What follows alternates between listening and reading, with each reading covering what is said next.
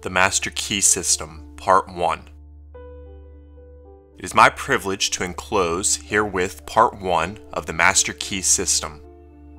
Would you bring into your life more power? Get the power consciousness. More health? Get the health consciousness. More happiness? Get the happiness consciousness. Live the spirit of these things until they become yours by right. It will then become impossible to keep them from you. The things of the world are fluid to a power within man by which he rules them. You need not acquire this power, you already have it. But you want to understand it, you want to use it, you want to control it, you want to impregnate yourself with it so that you can go forward and carry the world before you. Day by day, as you go on, as you gain momentum, as your inspiration deepens, as your plans crystallize, as you gain understanding, you will come to realize that this world is no dead pile of stones and timber, but that it is a living thing. It is made of the beating hearts of humanity. It is a thing of life and beauty. It is evident that it requires understanding to work with material of the description, but those who come into this understanding are inspired by a new light, a new force. They gain confidence and greater power each day. They realize their hopes and dreams come true. Life has a deeper, fuller, clearer meaning than before. And now, Part 1. That much gathers more is true on every plane of existence, and that loss leads to greater loss is equally true. Mind is creative, and conditions, environment, and all experiences in life are results of our habitual or predominant mental attitude. The attitude of mind necessarily depends upon what we think. Therefore, the secret of all power, all achievement, and all possessions depend upon our method of thinking. This is true because we must be before we can do, and we can do only to the extent which we are, and what we are depends upon what we think. We cannot express powers that we do not possess. The only way by which we may secure possession of power is to become conscious of power, and we can never become conscious of power until we learn that all power is from within. There is a world within, a world of thought and feeling and power, of light and life and beauty, and although invisible, its forces are mighty. The world within is governed by mind. When we discover this world, we shall find the solution for every problem, the cause for every effect. And since the world within is subject to our control, all laws of power and possession are also within our control. The world without is a reflection of the world within. What appears without is what has been found within. In the world within may be found infinite wisdom, infinite power, infinite supply of all that is necessary, waiting for unfoldment, development, and expression. If we recognize these potentialities in the world within, they will take form in the world without. Harmony in the world within will be reflected in the world without by harmonious conditions, agreeable surroundings, the best of everything. It is the foundation of health and a necessary essential to all greatness, all power, all attainment, all achievement, and all success. Harmony in the world within means the ability to control our thoughts and to determine for ourselves how any experience is to affect us. Harmony in the world within results in optimism and affluence. Affluence within results in affluence without. The world without reflects the circumstances and conditions of the consciousness within. If we find the wisdom in the world within, we shall have the understanding to discern the marvelous possibilities that are latent in this world within, and we shall be given the power to make these possibilities manifest in the world without.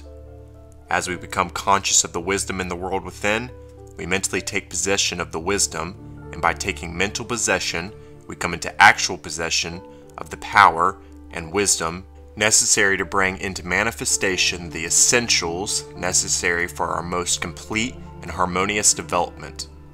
The world within is the practical world in which the men and women of power generate courage, hope, enthusiasm, confidence, trust, and faith by which they are given the fine intelligence to see the vision and the practical skill to make the vision real.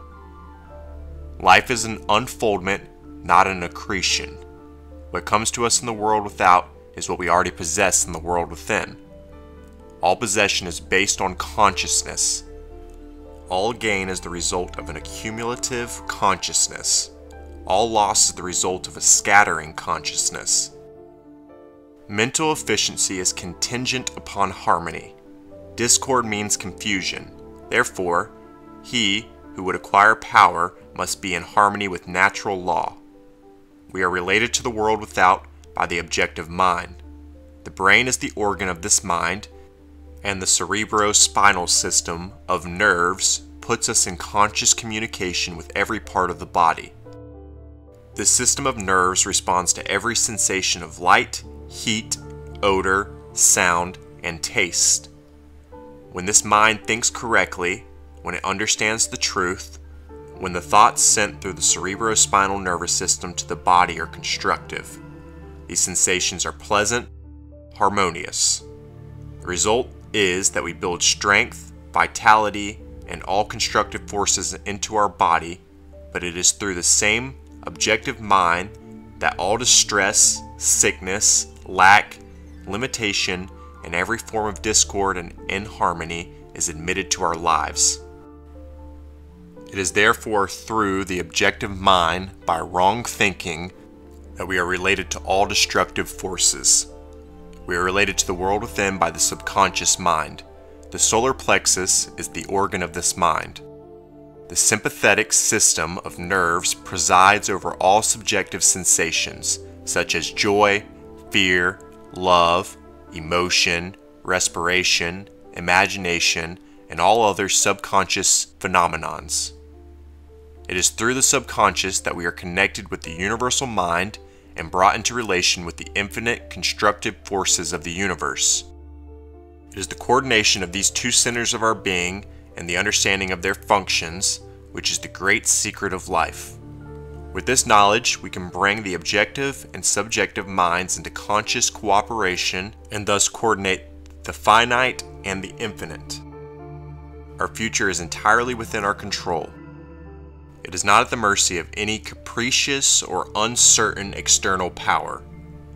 All agree that there is but one principle or consciousness pervading the entire universe, occupying all space, and being essentially the same in kind at every point of its presence.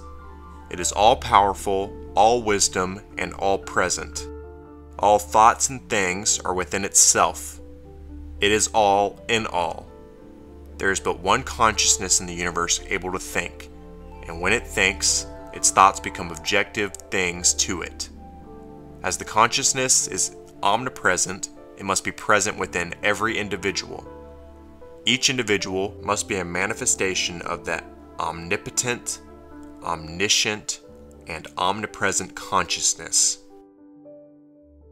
As there is only one consciousness in the universe that is able to think it necessary, follows that your consciousness is identical with the universal consciousness, or in other words, all mind is one mind. There is no dodging this conclusion. This consciousness that focuses in your brain cells is the same consciousness which focuses in the brain cells of every other individual. Each individual is but the individualization of the universal, the cosmic mind. The universal mind is static, or potential energy. It simply is. It can manifest only through the individual, and the individual can manifest only through the universal. They are one.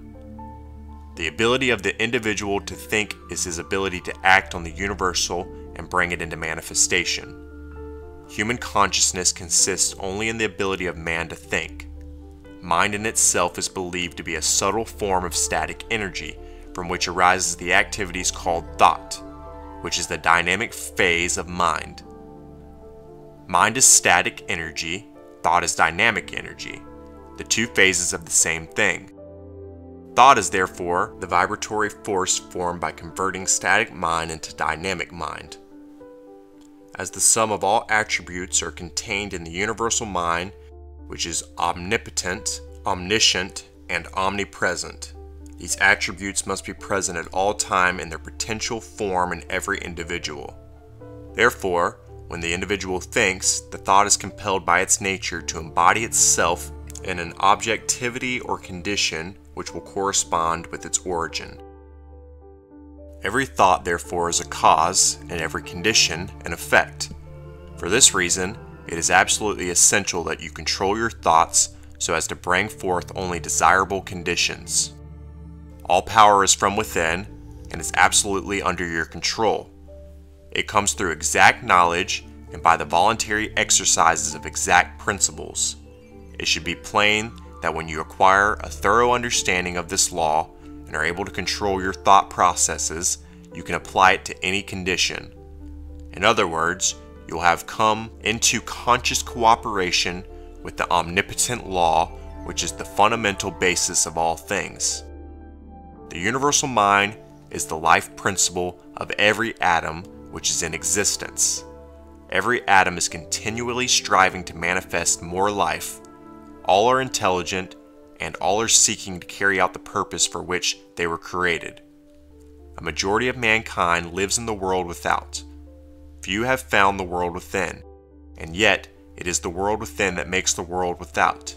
It is therefore creative, and everything which you find in your world without has been created by you in the world within. This system will bring you into realization of power, which will be yours when you understand this relation between the world without and the world within. The world within is cause, the world without the effect. To change the effect, you must change the cause. You will at once see that this is a radically new and different idea. Most men try to change effects by working with effects. They fail to see that this is simply changing one form of distress for another. To remove discord, we must remove the cause, and this cause can be found only in the world within. All growth is from within. This is evident in all nature. Every plant, every animal, every human is a living testimony to this great law, and the error of these ages is in looking for strength or power from without. The world within is the universal fountain of supply, and the world without is the outlet to the stream. Our ability to receive depends on our recognition of this universal fountain, this infinite energy of which each individual is an outlet and so is one with every other individual. Recognition is a mental process. Mental action is therefore the interaction of the individual upon the universal mind. And as the universal mind is the intelligence which pervades all space and animates all living things, this mental action and reaction is the law of causation, but the principle of causation does not obtain in the individual but in the universal mind.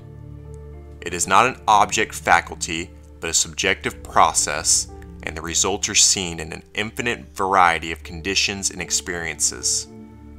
In order to express life, there must be mind. Nothing can exist without mind. Everything which exists in some manifestation of this one basic substance from which and by which all things have been created and are continually being recreated. We live in a fathomless sea of plastic mind substance. This substance is ever alive and active. It is sensitive to the highest degree. It takes form according to the mental demand. Thought forms the mold or matrix from which the substance expresses. Remember that this is in the application alone that the value consists, and that a practical understanding of this law will substitute abundance for poverty, wisdom for ignorance, harmony for discord, and freedom for tyranny. And certainly there can be no greater blessing than these from a material and social standpoint. Now make the application. Select a room where you can be alone and undisturbed.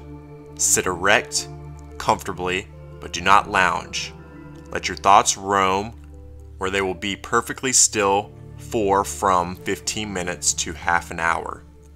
Continue this for 3 or 4 days or for a week until you secure full control of your physical being. Many will find this extremely difficult. Others will conquer with ease. but it is absolutely essential to secure complete control of the body before you are ready to progress. Next week, you will receive instructions for the next tip. In the meantime, you must have mastered this one.